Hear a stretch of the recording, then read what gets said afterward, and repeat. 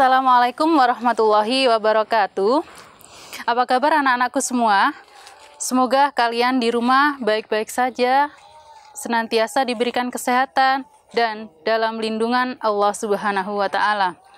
Pada kesempatan kali ini, Ustazah akan mereview sedikit materi Bahasa Indonesia kelas 8 sebagai bahan persiapan kalian dalam mengerjakan penilaian akhir tahun. Nah, kalian sudah siap? Materi pertama, teks eksplanasi.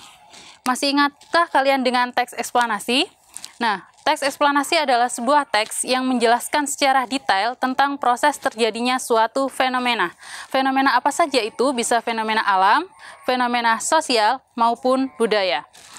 Nah, adapun struktur dari teks eksplanasi, yang pertama adalah pernyataan umum, yang kedua deretan penjelas, dan yang ketiga adalah interpretasi.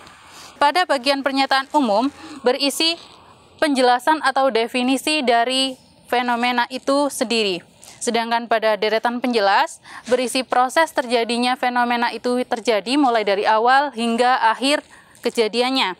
Dan yang terakhir pada bagian interpretasi berisi dampak atau keuntungan ataupun kerugian dari ditimbulkannya sebuah fenomena.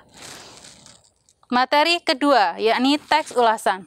Nah, teks ulasan adalah sebuah teks yang berisi penilaian seseorang terhadap suatu karya sastra. Penilaian tersebut bisa berupa keunggulan dan kelebihan dari karya sastra itu sendiri.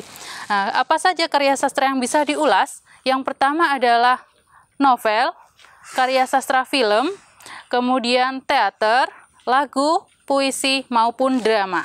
Adapun struktur dari teks ulasan, yang pertama adalah identitas, kedua orientasi, ketiga tafsiran, keempat rangkuman, dan simpulan. Pada bagian identitas, ini menjelaskan apa saja identitas dari karya itu. Misalkan kita ambil karya sastra sebuah novel. Identitas dari novel itu apa saja? Siapa penerbitnya, siapa penulisnya, tahun berapa dicetaknya. Nah, ini pada bagian identitas. Kemudian yang kedua pada bagian orientasi. Pada bagian orientasi ini adalah berisi sebuah sinopsis dari buku tersebut.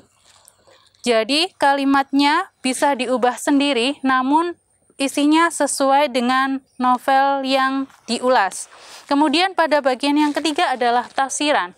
Pada bagian tafsiran, penulis memberikan komentarnya terhadap buku yang diulas. Apa kelebihannya, apa kelemahannya, dimasukkan pada bagian tafsiran. Kemudian pada bagian rangkuman, ini berisi penjabaran dari unsur intrinsik yang dikandung dalam teks novel, dalam sebuah novel. Kemudian pada bagian simpulan, ini berisi rekomendasi. Untuk siapa sih novel ini cocok dibaca? Untuk siapa sih film ini cocok untuk dilihat? Itu pada bagian simpulan. Materi yang ketiga, teks persuasi. Apa sih teks persuasi itu? Teks persuasi adalah sebuah teks yang berisi ajakan atau himbauan untuk melakukan suatu hal yang positif. Apa saja itu? Bisa untuk mengajak membaca, mengajak bersedekah, intinya hal yang positif. Adapun struktur dari teks persuasi, yang pertama yakni pembukaan, yang kedua tesis, yang ketiga argumentasi, dan yang keempat adalah penegasan ulang. Yang pertama, pembukaan. Pada bagian pembukaan ini berisi anggapan dari masyarakat itu sendiri.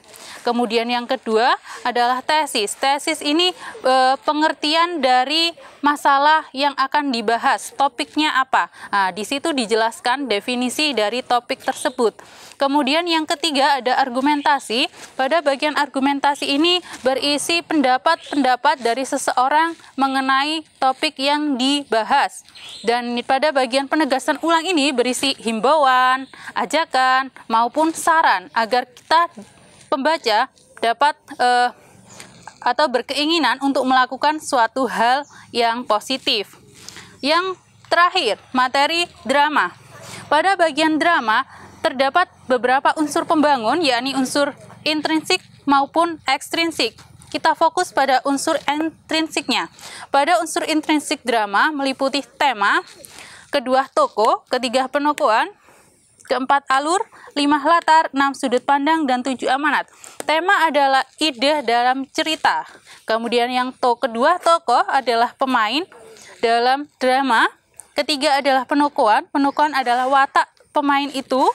Yang keempat ada alur. Alur ada alur maju, alur mundur, juga alur campuran. Yang kelima ada latar.